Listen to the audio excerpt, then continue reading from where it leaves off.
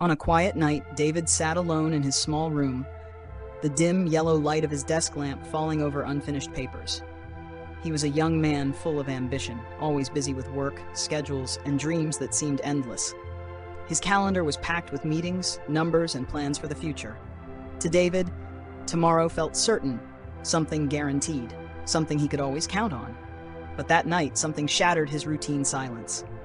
A voice rose inside him. Not the wind, not the noise of the street outside, but a deeper voice that shook his heart. David, tonight your soul will be required. Are you ready? Startled, he lifted his head, eyes darting around the room. No one was there, just him and that undeniable whisper. It didn't come from outside, but from within, striking the core of his being. He tried to brush it off. I'm just tired, he thought. He had always believed there was still time. Tomorrow I'll set things right. Tomorrow I'll get closer to God. Tomorrow. Yet the voice returned, firm and insistent. Tomorrow does not belong to you. Tonight, heaven needs your soul. David trembled. For the first time, the fragility of life swept over him like a storm. He remembered a colleague, young, strong, healthy, gone in an instant after an accident.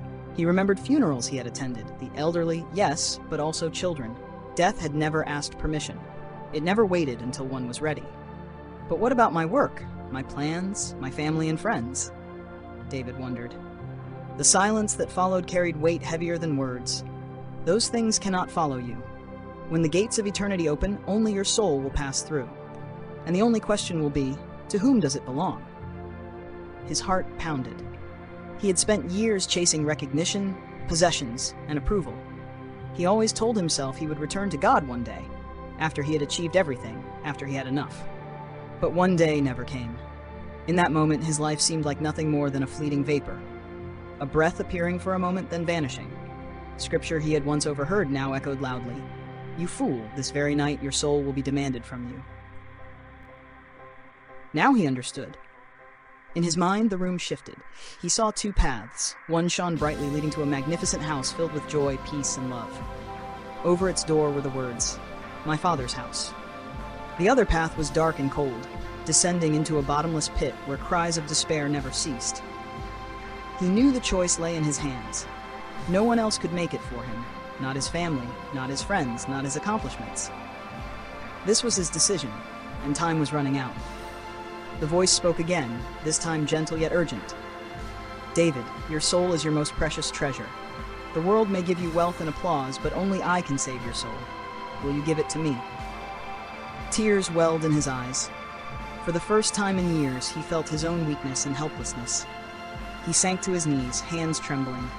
"Lord, I've delayed too long. I thought I had more time, but I see now tomorrow isn't guaranteed. I don't want to gamble with my soul any longer. I surrender my life to you. Please save me." In that moment, peace flooded the room. Fear no longer gripped him. Instead, hope filled his heart. David felt as if invisible chains around him broke. Another whisper came, this time full of love. "You are forgiven. Your name is written in the book of life." He bowed low, tears mingling with his prayers. He knew life ahead would still bring challenges, but now he had one unshakable certainty. His soul was safe in the hands of the Creator.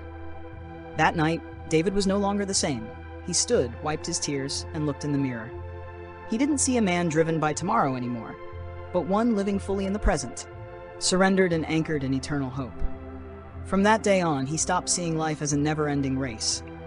Every day became a gift, every breath an act of grace, every moment a chance to live with true purpose. He began sharing his story with others, about the night heaven knocked on his heart and about the choice that changed his eternal destiny. Tomorrow isn't promised, he would tell them, but today you can decide. You can choose where your soul belongs. Heaven is ready, and the call still echoes. Tonight your soul is required. Are you ready?